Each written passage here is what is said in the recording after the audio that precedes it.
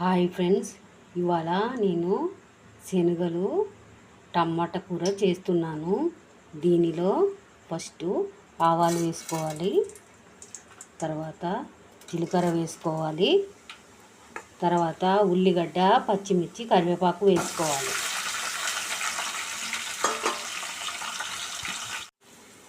ఇలా శనగలు ఫ్రై అయిన తర్వాత దీనిలో టమాటా, కొబ్బరి పొడి, మెంతి కూర,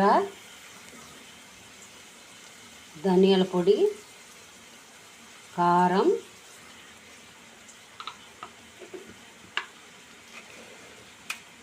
సాల్ట్ వేసుకొని ఇలా ఫ్రై చేయాలి.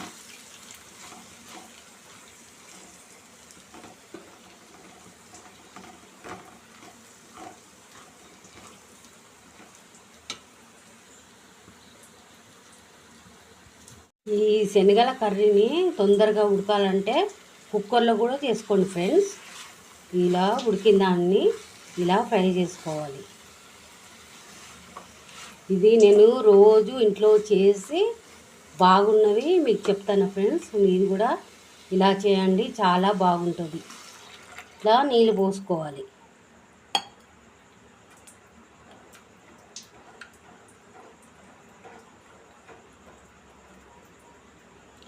ఇది పావుగంట లేదా 20 నిమిషాలలో రెడీ అవుతుంది. నా ఛానల్ని సబ్స్క్రైబ్ చేయండి ఫ్రెండ్స్.